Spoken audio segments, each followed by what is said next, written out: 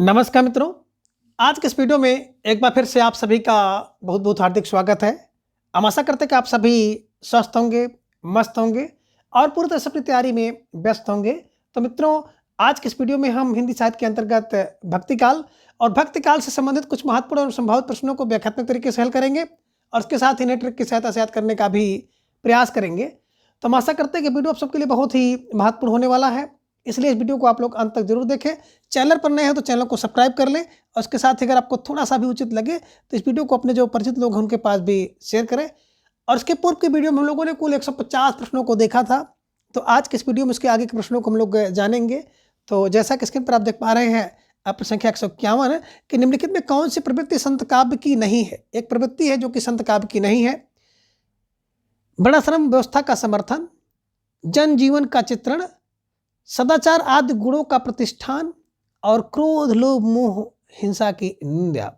तो ढेर सारे भाई बहनों का जवाब आगे सर विकल्प ए को लाग किया जाए। विकल्प यह है कि वर्णाश्रम व्यवस्था का समर्थन, यानी कि संत काव्य के जो लोग थे वो वर्णाश्रम व्यवस्था का समर्थन नहीं करते थे, ये ध्यान में रख लीजिएगा। स्टार लगा कर इसे अपनी नोटबुक में दर्ज कर लीजिएगा। जन जीवन का चित्रण करते थे, तो सदाचार आदि गुणों का प्रतिष्ठान था। लोभ क्रोध मोह हिंसा की निंदा इत्यादि संत काव्य की प्रमुख प्रवृत्तियां हैं, लेकिन इन्होंने कभी भी वर्णाश्रम व्यवस्था का समर्थन नहीं किया था, ये ध्यान में रखिएगा। ठीक है, चलिए। प्रश्न संख्या 152 है कि पंडित रामचंद्र शुक्ल के अनुसार कबीरदास का जन्म कब माना जाता है। विक्रम संवत 1454, विक्रम संवत 1456, विक्रम संवत 1455 या फिर विक्रम संवत 1557। जवाब आप सबको देना है। प्यारा सा प्रश्न आपकी स्क्रीन पर है और ढेर सारे भाई बहनों का जवाब आ गया कि Vikram Samvat 1456 is right answer, है ना। मैंने आपको एक क्लू बताया था कि 1 7 4 5 6, 1 4 7 4 5 6, 1 4 5 6, 1 4 5 6, 4 5 6, है ना। यानी कि 1456 56 मोदी जी कहते हैं ना 56 इंच, बस 56 इंच कबीर भैया, है ना। ये सम्मत है और सन की बात करेंगे 1398 ईस्वी में इनका जन्म हुआ था, ये आप जान रहे हैं। इसमें से अगर 57 घटा देंगे तो आपको बिल्कुल ईस्वी सन आपको मिल जाएगा। व्याख्या देख सकते हैं, पंडित रामचंद्र शुक्ल जी के अनुसार कबीरदास का जन्म विक्रम संवत 1456 ईस्वी में माना जाता है। कबीर का जन्म 1398 ईस्वी की बात करते हैं तो हुआ था काशी के लाहरतारा नामक स्थान पर। इनकी मृत्यु 1518 ईस्वी मगहर में हुई थी। ठीक है, चलिए। प्रश्न संख्या 153 है कबीरदास की वाणी का संग्रह किसने किया। सुंदरदास, धर्मदास, मलूकदास या रायदास। तो बिल्कुल कबीर की वाणी का संग्रह वही कर सकता है ना जो बिल्कुल धर्म का दास होगा, धार्मिक व्यक्ति होगा। तो धर्म का दास, वाणी का संग्रह करने वाले धर्म के दास थे, ये ध्यान में रख लीजिएगा। कबीर की वाणी का संग्रह उनके शिष्य धर्मदास ने किया। इस संग्रह का नाम है बीजक। बीजक के 3 भाग है, साखी शबद रमैनी। आपने देखा है, साखी की बात करते हैं तो दोहा में, शबद पद में है और रमैनी दोहा और चौपाई में है, ध्यान में रखिएगा। डॉक्टर बच्चन सिंह ने लिखा है कि हिंदी भक्ति काव्य का प्रथम क्रांतिकारी पुरस्कर्ता कबीर है। प्रथम क्रांतिकारी पुरस्कर्ता कबीर, प्रथम क्रांतिकारी कबीर। किसने कहा? बच्चन सिंह ने कहा। बच्चे कहते हैं प्रथम। ठीक है, ऐसे कुछ क्लू बनाना है, इन्हें दिमाग में बैठाना है। प्रश्न संख्या 154 है कि निर्गुण संत थे कबीर, तुलसीदास, सूरदास, मीराबाई। तो सब जान रहे हैं कि निर्गुण में आपको कबीर जी मिलेंगे, ध्यान में रख लीजिएगा। तुलसीदास रामाश्रय के अंतर्गत है, सूरदास कृष्णाश्रय के, और मीराबाई की बात करते हैं तो कृष्णाश्रय के अंतर्गत आते हैं, ये ध्यान में आप रख लीजिएगा। कबीर निर्गुण संत थे। इन निर्गुण काव्यधारा के ज्ञानश्री शाखा के कवि थे। कबीरदास का जन्म 1398 ईस्वी काशी के लहरतारा नामक स्थान पर हुआ था। नीरू और नीमा नामक जुलाहा जनपद द्वारा इनका पालन पोषण किया गया था, ध्यान में रख लीजिएगा। गुरु रामानंद थे। तुलसीदास भक्तिकाल के अंतर्गत राम भक्ति शाखा के कवि हैं। सूरदास भक्ति के अंतर्गत कृष्ण भक्ति शाखा के कवि हैं। मीराबाई भी भक्ति काल में धर्मनिरपेक्ष कवि हैं, ध्यान में रखिएगा। प्रश्न संख्या 155 है कि ज्ञानाश्रय शाखा से संबंधित है मीराबाई, सूरदास, तुलसीदास, कबीरदास। बिल्कुल वही प्रश्न बिल्कुल है, थोड़ा सा घुमा के आया है। ज्ञान कबीर से लीजिए, कबीरदास उसके अंतर्गत आते हैं, ध्यान में रख लीजिएगा। ज्ञानाश्रय शाखा के संबंधित कवि कबीरदास है। कबीरदास की रचनाएं साखी शबद रमैनी है। भक्ति काल को 2 भागों में बांटा गया, सगुण और निर्गुण। सगुण में आपने देखा, निर्गुण में देखा ज्ञानाश्रय प्रेमाश्रय, और सगुण में देखा रामाश्रय भक्ति शाखा और कृष्णाश्रय भक्ति शाखा। ये सब ध्यान में रख लीजिएगा। प्रश्न संख्या 156 है कि मोको कहाँ ढूंढे बंदे मैं तो तेरे पास में, पंक्ति किसकी है। कबीरदास की, रायदास की, सूरदास की या मलूकदास की। तो मेरे को कहाँ ढूंढे बंदे, मैं तो तेरे पास में कब से हूँ, मैं तो तेरे पास में कब से फार कबीरदास को ध्यान में रख लीजिएगा और इसका विकल्पी को हमेशा के लिए लॉक कर लीजिएगा। जिन भाई बहनों का जवाब विकल्पी था बिल्कुल सही जवाब था। बेहद सुंदर तैयारी आप सबके यहाँ पर दिख रही है कि मेरे को कहाँ ढूंढे बंधु, मैं तो तेरे पास में कब से हूँ। कब से कबीर की पंक्ति ध्यान में रखिएगा। ऐसी मेरी जात चमारा, चमारा ऐसी मेरी जात चमारा है, तो मेरी राय है, रायदास की है। गुरु प्रसाद होते हैं दर्शन 67 वर्ष प्रवीण। 67 वर्ष प्रवीण कौन है? सूरदास। बस ध्यान में रखिएगा, 67 वर्ष प्रवीण होता है ना जो सूरदास होता है। और दाता क्या? दास मलुका कह गए सबके दाता राम, तो मलुका दास कह गए मलुकदास की पंक्ति ध्यान में रखिएगा। और पीपर पास सरस मंडोला, पीपर साथ सरस मंडोला रे डोला, तुलसीदास जी का पंक्ति है। तुलसीदास पानी गए उबरे मोती मानस जी, रहीमदास का दोहा ध्यान में रख लीजिएगा। और मेरी भवाधा हरो राधा नागर सोई, जातर की झाई पर श्याम हरित दुत होए बिहारी जी की पंक्ति है, ध्यान में रख लीजिएगा। ये बहुत महत्वपूर्ण पंक्तियां हैं, परीक्षा में पूछी भी जा सकती है, ध्यान में रख लीजिएगा। प्रश्न संख्या 157 है कि नामदेव का संबंध किस प्रदेश से है? मध्य प्रदेश, राजस्थान, महाराष्ट्र या गुजरात? तो बिल्कुल नाम दिया किसने? बोले भैया नाम दिया मेरा राष्ट्र ने, मेरे राष्ट्र ने। मेरे राष्ट्र माने महाराष्ट्र को ध्यान में रखिएगा। नामदेव का संबंध जो है महाराष्ट्र से है, ये ध्यान में रख लीजिएगा। मेरा राष्ट्र मेरा नाम देगा, है ना। आपका राष्ट्र हो चाहे मेरा राष्ट्र हो, ये नाम देगा। नामदेव का संबंध महाराष्ट्र से है। इन्हें हिंदी में भक्ति साहित्य परंपरा का प्रवर्तक माना जाता है। ये पेशे से दर्जी थे, दर्जी, है ना। और इनके गुरु का नाम बिसुआ खेचर था। तो देखिए जो नाम है, नाम क्या है? नाम तो मेरा मेरे राष्ट्र हुआ, महाराष्ट्र हुआ। नामदेव महाराष्ट्र से, पेशा दर्जी, है ना। और इन्हें भक्ति साहित्य का प्रवर्तक माना जाता है। गुरु बिसुआ खेचर है, खेचर बिसुआ खेचर हैं। और इन्होंने लिखा है कि मन मोरी सोई तन मोर धागा, खेचर जी के चरण पर नामा सिंपा लागा। तो यही खेचर जी हैं जो इनकी गुरु छे, बिसुआ खेचर। ध्यान में रख लीजिएगा कि मन मोरी सोई है ना, मेरी मन सोई है, ऐसा नाम पर नामदेव को ध्यान में रख लीजिएगा। अब प्रश्न संख्या 158 है कि महाराष्ट्र के भक्तों में किनका नाम सबसे पहले आता है? सूरदास का, तुलसीदास का, मीराबाई का या फिर नामदेव का? वही चीज है, थोड़ा सा घुमाकर आपके सामने प्रश्न रखा गया है। विकल्प D Namdev is right answer. Maharashtra के संत थे, अभी आपने देखा है, बिसुआ खेचर के गुरु हैं, ये ध्यान में आप रख लीजिएगा। और जाति के दर्जी थे। व्याख्या आपने देखा कि महाराष्ट्र के भक्तों में सबसे पहले नामदेव का नाम आता है। नामदेव नाम, ठीक है। नामदेव ने निर्गुण एवं सगुण दोनों मार्गों को अपनाया था। तो ये भी वेरी वेरी मोस्ट इंपॉर्टेंट प्रश्न है। सगुण निर्गुण दोनों नाम है, नाम है भक्ति के, बस ध्यान में रख लीजिएगा। सगुण निर्गुण दोनों नाम है भक्ति के, दोनों को अपनाया था नामदेव ने। अभंगों छंदों की प्रधानता है। सूरदास मीराबाई दोनों है किसने भक्ति परंपरा के सगुण भक्ति हैं। तुलसीदास ने राम भक्ति परंपरा के सगुण भक्ति को स्वीकार किया है। अब प्रश्न संख्या 159 है कि पंचगंगा घाट में कबीर किसके पैरों के नीचे पड़े थे? शंकराचार्य, वल्लभाचार्य, रामानंद या फिर माधवाचार्य? तो पंचगंगा घाट पे देखा होगा ना, कबीरदास जी रामानंद के पैर के नीचे आ गए थे, है ना। तो आप इसको ध्यान में रख लीजिएगा। पंचगंगा घाट पर कबीरदास रामानंद के पैरों के नीचे पड़े थे। कहा जाता है कि रामानंद के पैर के नीचे जब कबीर के ऊपर इनका पैर पड़ा तो उनके मुंह से निकला राम राम, जिसको कबीर ने गुरु मंत्र मान करके रामानंद के शिष्य हो गए थे, ध्यान में रख लीजिएगा। प्रश्न संख्या 160, इनमें ज्ञानाश्रय शाखा के संत कवि नहीं है।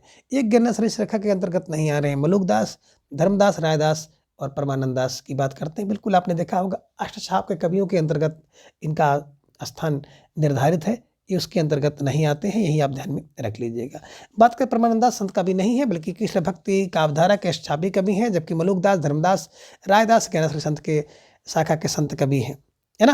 ज्ञानाश्रय शाखा के प्रतिनिधि कवि कबीरदास है, ध्यान में रखिएगा। प्रश्न संख्या 161 है कि कबीर के बीजक पर रची त्रिज्या टीका किसकी है? पूरन दास की, जगदीवन दास की, भगवान दास की, पलटू साहब की? तो देखिए त्रिज्या कब होती है? बोले सब जब पूरन होता है, कोई काज का पूर्ण होगा तब त्रिज्या होगा, ये ध्यान में रखिएगा। पूरन पर, है ना, कोई काम पूर्ण हो जाएगा तभी होगा, ध्यान में रख लीजिएगा, ठीक है। चलिए प्रश्न संख्या आपने देखा कि त्रिज्या की टीका पुरंदास ने किया है, ये ध्यान में आपको रखना होगा। जबकि जगजीवन दास, भगवान दास तथा पलटू साहब तीनों नाम असंगत हैं।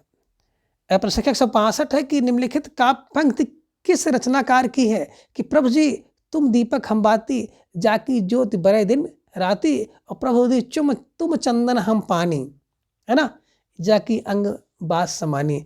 तो ये ध्यान में रखिएगा और जवाब दीजिएगा। विकल्प में नानक देव, कबीर, रायदास, दादू दयाल, सबका जवाब आया।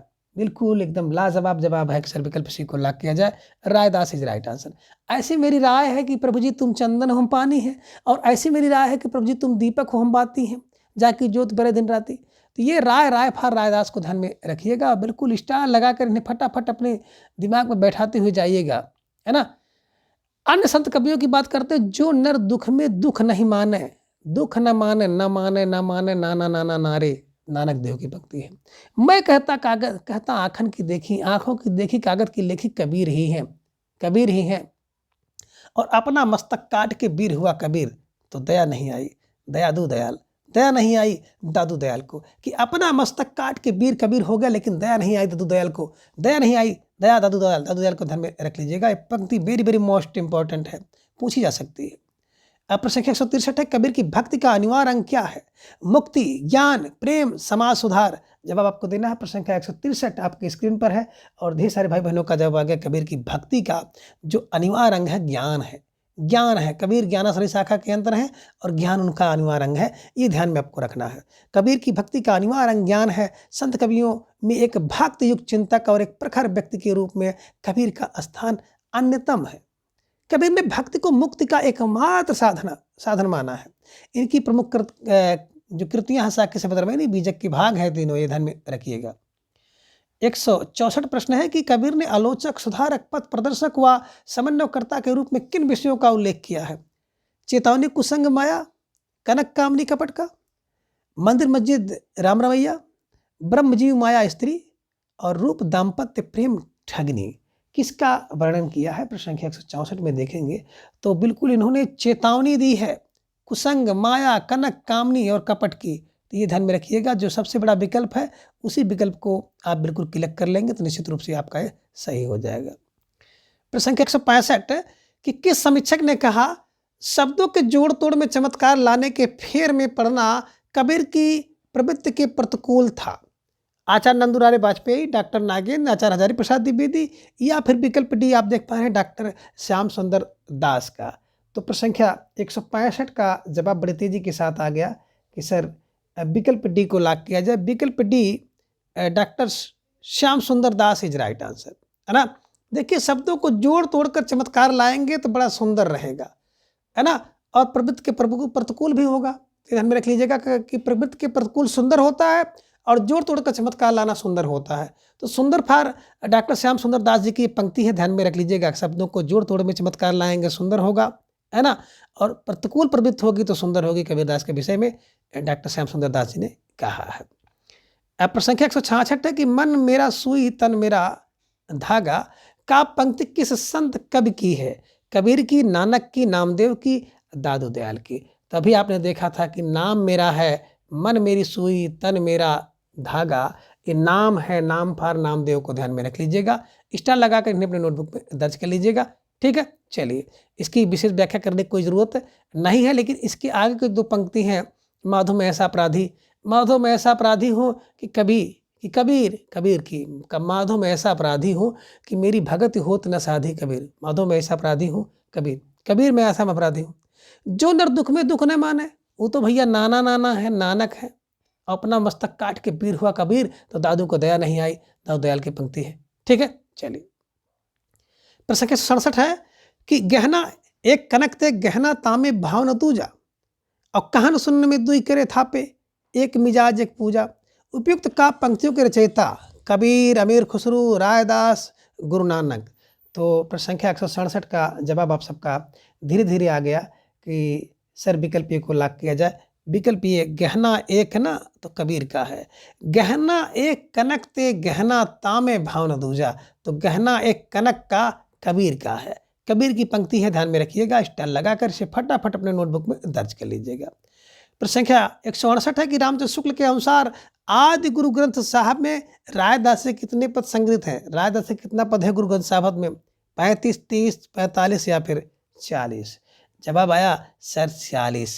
40 हैं, है ना। गुरु ग्रंथ में रायदास से कितने पद हैं? 40 हैं। कैसे दिमाग में बैठाओगे? 40 हैं। देखिए 40 हैं, 40, है ना। रामचंद्र शुक्ल के अनुसार गुरु ग्रंथ साहब में रायदास के 40 पद हैं, ध्यान में रख लीजिएगा। और जात के चमार हैं, तो ये ध्यान में रख लीजिएगा। चा से चमार, चा से 40 पद हैं रायदास के, ये भी आपको ध्यान में रखना होगा। ठीक है, चलिए। प्रश्न संख्या 169 है कि मैं कहता हूँ आखन देखी, तू कहता कागज की लेखी। इस काव्य पंक्ति का आशय क्या है? यह है कि प्रत्यक्ष ज्ञान और पुस्तकी ज्ञान एक ही है। बी है कि प्रत्यक्ष ज्ञान को ही पुस्तकों में लिखा जाता है।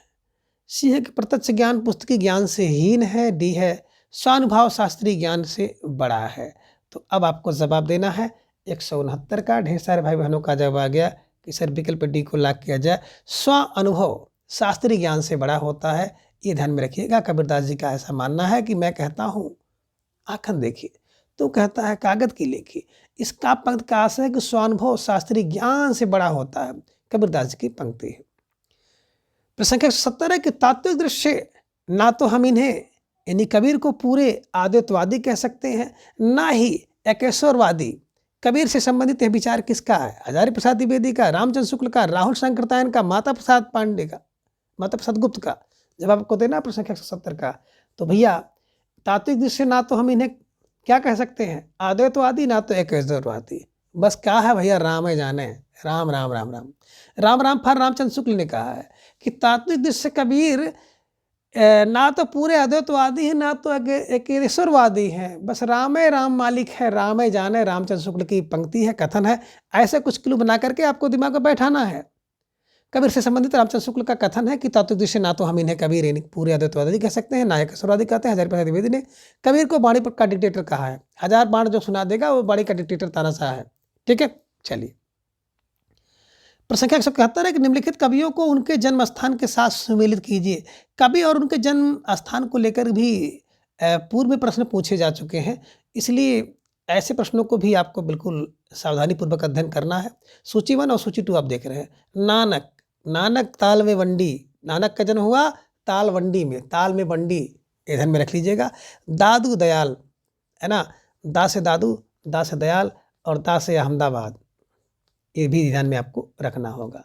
दादू दयाल अहमदाबाद, है ना। धर्मदास, धर्म जान रहे हैं ना, धर्म एक ऐसी चीज है जो सबको बांध कर रखती है। तो बांधवगढ़ में हुआ, बांधवगढ़ में हुआ।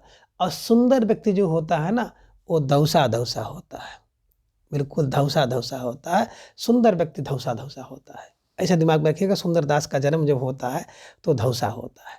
नानक का जन्म होगा तो ताल में मंडी बन जाएगी, ताल में मंडी बन जाएगी। नानक के जन्म में ताल में मंडी बनी। दादू के जन्म में अहमदाबाद बना। धर्मदास, धर्म सबको बांध के रखता है बांधवगढ़ में। और सुंदर व्यक्ति जब जन्मता है तो दौसा दौसा होता है। ये से कुछ क्लू बनाइएगा, इसका वास्तविकता से कोई संबंध नहीं है, लेकिन आप लोगों की डिमांड थी कि सर थोड़ा सा ट्रिक के साथ पढ़ा दिया करिए। तो जो हमारे भाई बहन अभी हाल ही में बीएड किए हैं, जिनकी तैयारी बहुत स्तरीय उच्च स्तरीय नहीं है और हिंदी साहित्य को बैठाना थोड़ा सा कठिन होता है, तो उनके लिए ट्रिक काम करता है। बाकी सबके लिए ट्रिक काम नहीं करता है। आपका पुस्तकीय अध्ययन, आपका अभ्यास ही आपके काम आता है परीक्षा में। ठीक है, चलिए। तो प्रश्न संख्या 172 है कि तन्नाम बुरनाम तजो कबीर। राम नाम लिख लियो शरीर और मुस मुस रोवे कबीर के माई। आय बारिक कैसे जीव है खुदाई। उक्त काव्य पंक्तियों में प्रयुक्त मुस मुस का भाव अर्थ है।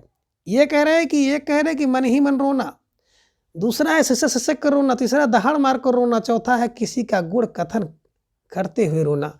कूट आप देख लीजिए और कूट के हिसाब से आप जवाब देंगे। तो विकल्प आप देख रहे हैं ना, सी, क्योंकि पढ़ते समय ही आपको पता बात में आ गया था कि मन मन रोना, सिसक सिसक रोना।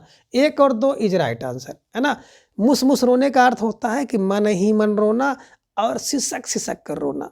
विकल्प 1 और 2 सही है, यानी कि विकल्प सी। जिन भाई बहनों ने जवाब दिया बिल्कुल सुंदर जवाब, बेहद सुंदर तैयारी आप सबकी दिख रही है। निश्चित रूप से आप सब बधाई के पात्र हैं।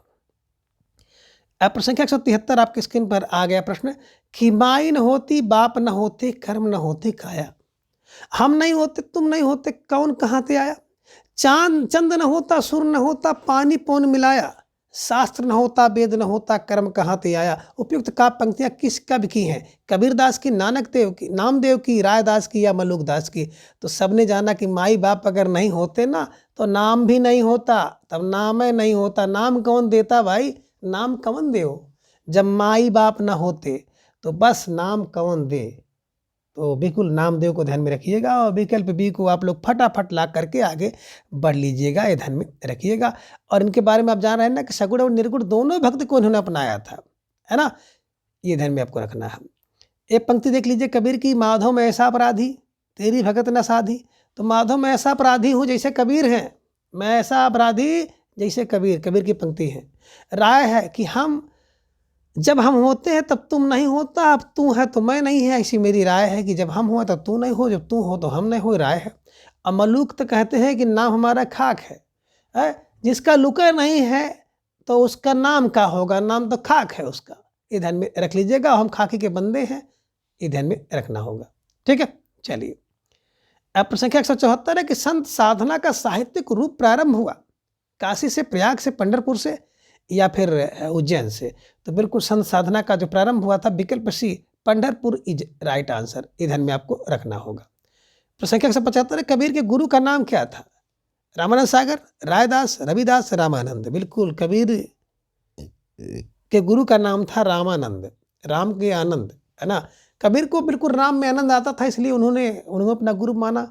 अभी आपने देखा था गंगा घाट पे जब वो, है ना, लेटे हुए थे और उनका पैर जब पड़ा तो उनके मुंह से राम राम निकला, और राम राम सुन करके ही इन्होंने रामानंद जी को अपना गुरु मान लिया था। ऐसे कुछ ध्यान बना करना, ठीक है। तो मुस्लिम परंपरा में शेख तकी को कबीर का गुरु माना जाता है। कबीर की वाणी का संग्रह बीजक में है, जिसको संकलित करने का कार्य इनके शिष्य धर्मदास ने किया। बीजक के 3 भाग है, साकी बिल्कुल दोहा में, शब्द पद में, रमैनी दोहा और चौपाई में है, और सब के सब गे में है, ध्यान में रखिएगा।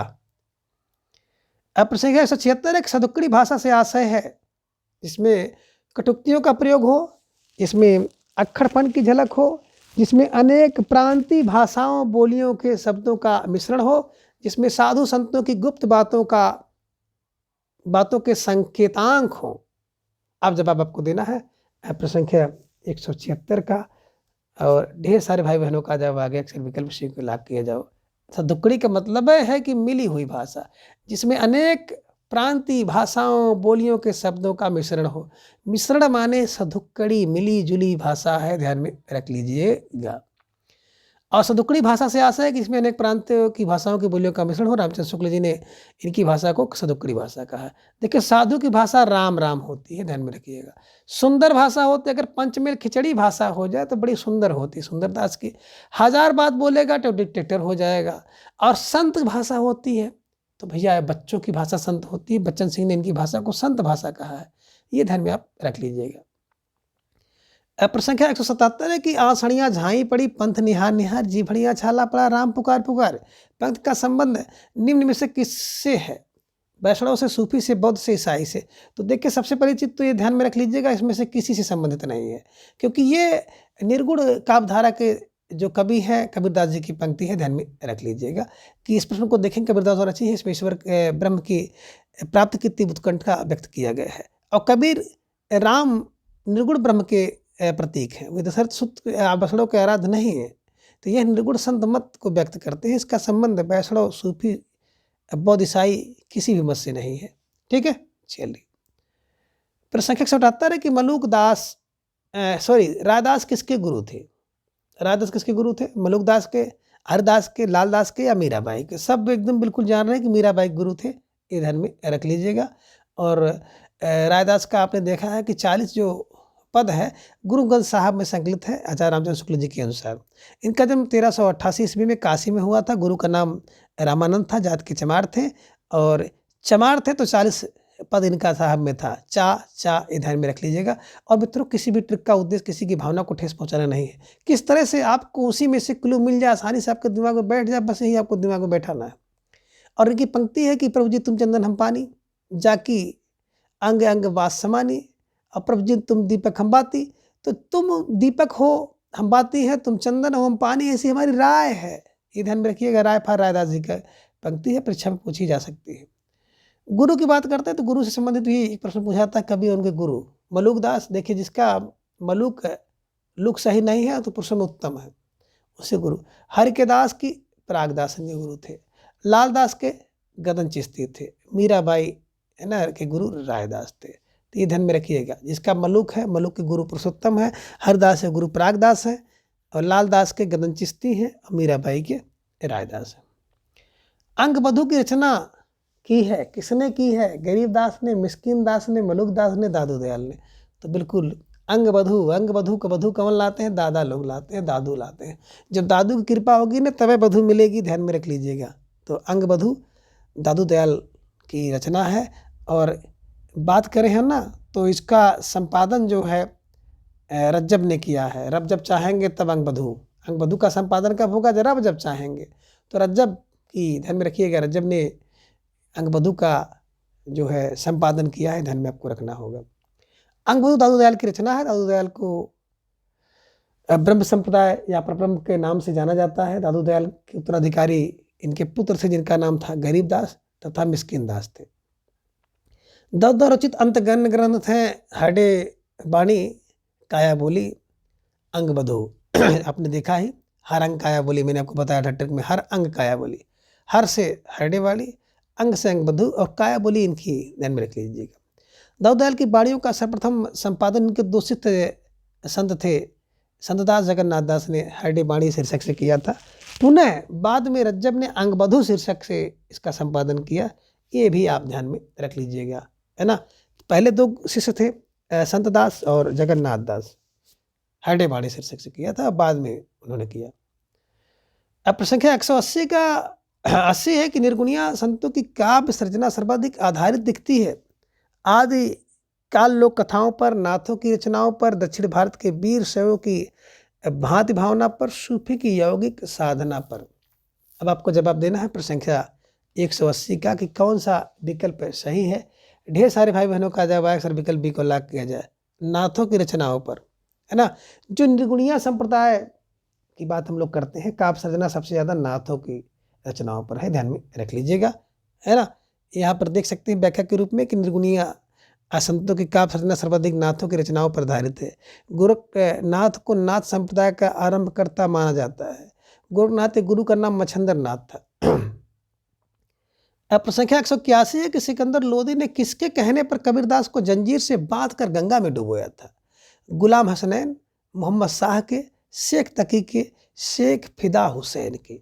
अब आपका जवाब सही आना चाहिए और बिल्कुल आप सबका सही जवाब आ गया कि सिकंदर लोदी ने विकल्प सी शेख तकी के कहने पर कबीर को जंजीर से बांधकर गंगा में डुबोया था, है ना। सिकंदर लोदी जो ना कबीर के दास के ऊपर बहुत ज़्यादा अत्याचार किया गया था, जिसका विवरण आपको कबीर परिचय में मिलेगा जो कि अनंतदास जी ने लिखा है, ध्यान में आप रख लीजिएगा।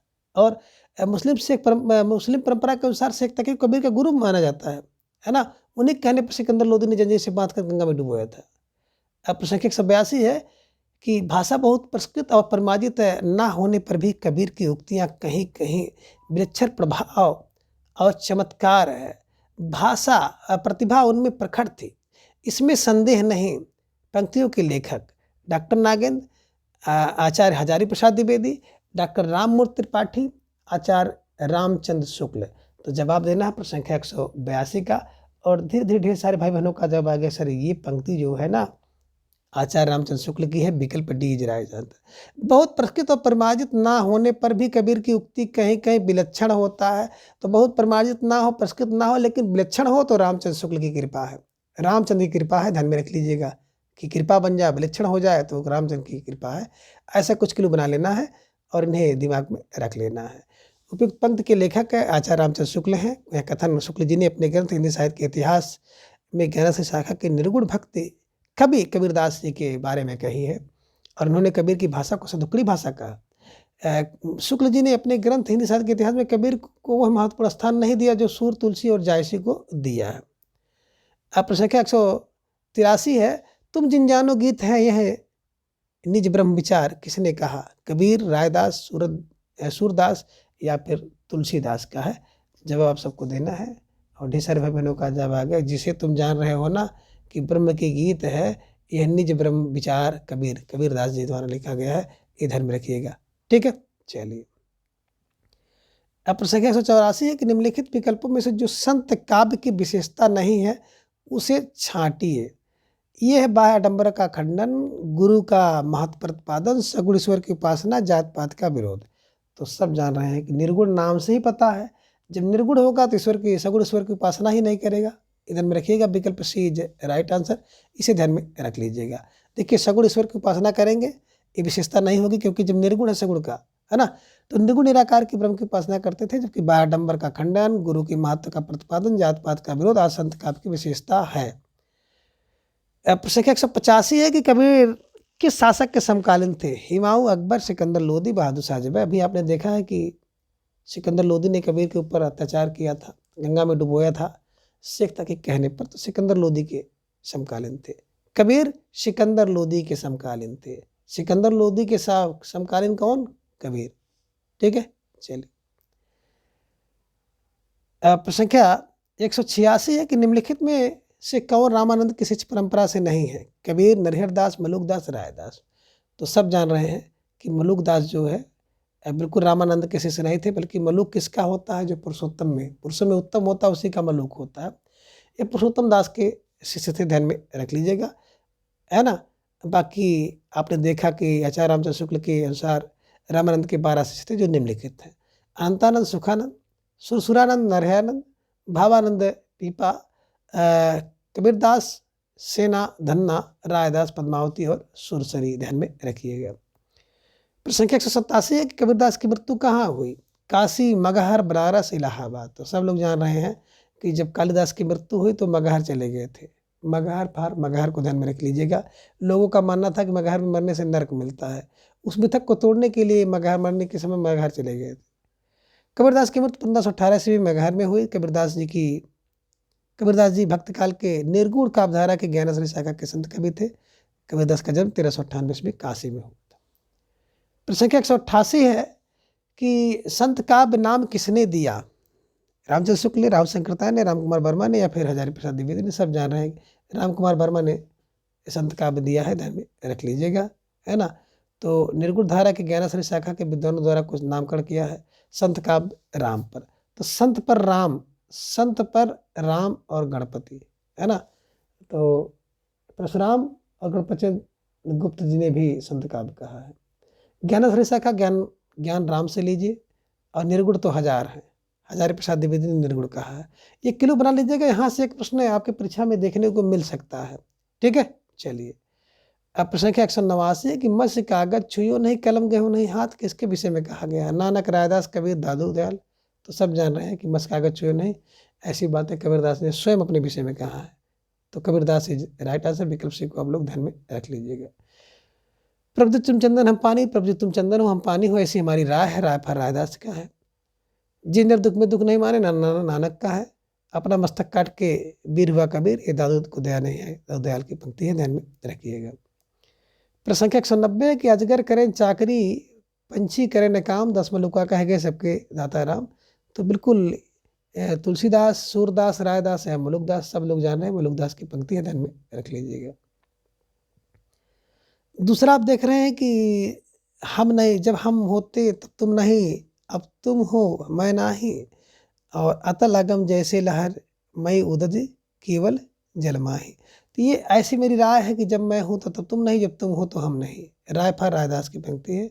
अब बिन पग चले सुने बिन खाना, कर बिन कर्म करे विधनाना। तो ये देखेंगे तो बिन पग वाले तुलसीदास की पंक्ति है। लड़काई के प्रेम कहो अल कैसे छूटत यशोदा जी की पंक्ति है, ध्यान में रख लीजिएगा। प्रसंख्या 191 की रज्जब अली खां के गुरु थे नानक, दादू दयाल, मलुकदास, धन्ना। अब आपका जवाब आना चाहिए, और बिल्कुल आपका जवाब आ गया कि रज्जब अली खां के जो गुरु थे कोई हल्के फुल्के व्यक्ति नहीं थे, दादू दयाल थे। रज्जब दादू, ठीक है, दादू दयाल। तो रज्जब अली खां के गुरु का नाम दादू दयाल था। दादू दयाल के शिष्य थे रज्जब, सुंदर दास, जगन्नाथ दास, संत राम, यानी कि संत दास। अब प्रश्न 192 है कि इनमें कौन बाबरी पंथ से संबंधित नहीं है? बुल्ला साहब, बुलाल साहब, पलटू साहब, संत साहब। तो सबका जवाब आ गया सर विकल्प सी को लॉक किया जाए। जो पलटू साहब है ना, ये बिल्कुल बारवरी संप्रदाय के प्रवर्तक के, है ना, बाबरी संप्रदाय के प्रवर्तक बाबरी साहिबा थे। बुल्ला साहब, बुलाल, संत साहब इसी संप्रदाय से संबंधित थे, जबकि पलटू साहब जगजीवन दास के शिष्य थे और सत्यनामी संप्रदाय से थे। ध्यान में रख लीजिएगा, ठीक है। व्याख्या देख लीजिए, है ना, कि ये देखिए बाबरी पंथ के ये जो प्रवर्तक थी बाबरी साहिबा थी। बुल्ला साहब, बुलाल साहब, संत साहब इसी संप्रदाय में थे, यानी कि बाबरी संप्रदाय से थे। जबकि पलटू साहब की बात करते हैं तो जगजीवन दास के शिष्य थे और सत्यनामी संप्रदाय से संबंधित थे। ध्यान में रख लीजिएगा। प्रश्न 193 की ज्ञान मार्ग की शाखा के कवियों को किस नाम से पुकारा जाता है? सिद्ध कवि, नाथ कवि, भक्त कवि या संत कवि? संत कवि, विकल्प डी इज राइट आंसर। ध्यान में रख लीजिएगा। प्रश्न 194 भक्ति विवेक निम्नलिखित में से किसकी रचना है? मलुकदास की, सुंदरदास की, नाभादास की, दादू दयाल की? तो भक्त विवेक है ना। अगर भक्ति के अंदर विवेक है तो क्या करेगा है? अगर भक्त के अंदर विवेक है तो फट से क्या कर लेगा? लुक नहीं देखेगा। मलुक कुछ भी हो, भक्त के अंदर विवेक है तो लुक नहीं देखता है। लुक फॉर मलुकदास को ध्यान में रख लीजिएगा। भक्त विवेक इनके द्वारा लिखा गया ग्रंथ है। अन्य रचना इनकी ज्ञान बोध, रतन खान, सुख सागर, रामावतार लीला, ब्रजलीला, ध्रुव भक्ति। तो देखिए, जब ज्ञान का बोध होता तो लुक माने नहीं रखता है। रत्न की खान हो तो व्यक्ति लुक माने नहीं रखता है। सुख के सागर में हो तो लुक की माने नहीं रखता है। और राम अवतार, राम का अवतार या राम का अवतार लीला हो तो उसमें लुक माने नहीं रखता। ब्रज की लीला में लुक मालूम और ध्रुव के चरित्र में लुक का कोई मतलब नहीं है। लुक फॉर मलुकदास को, ठीक है।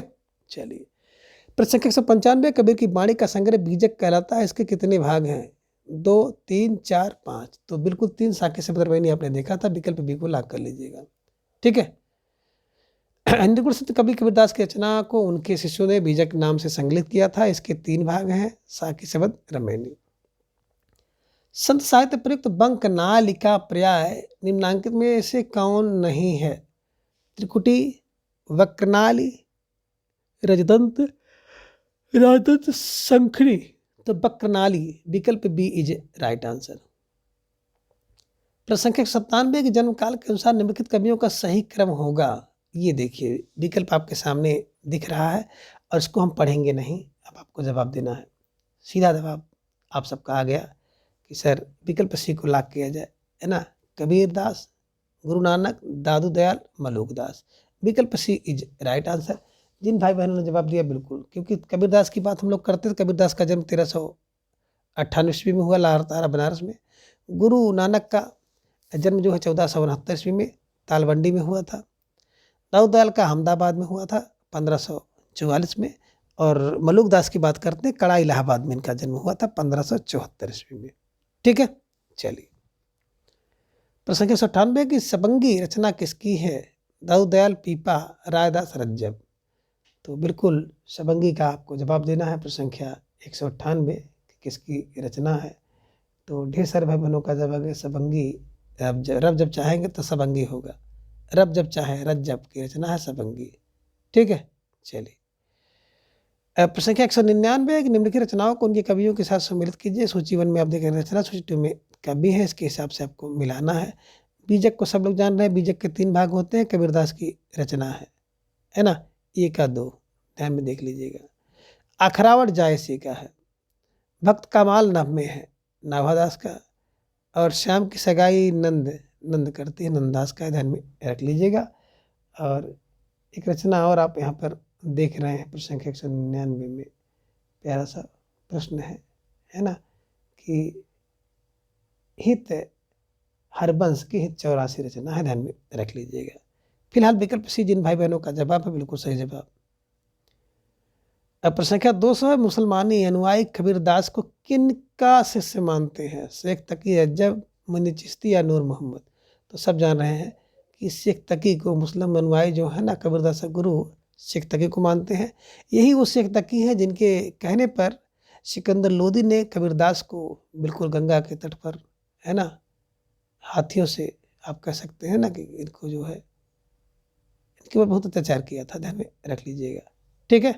और बहुत विवादित प्रश्न है, ये ध्यान में रख लीजिएगा।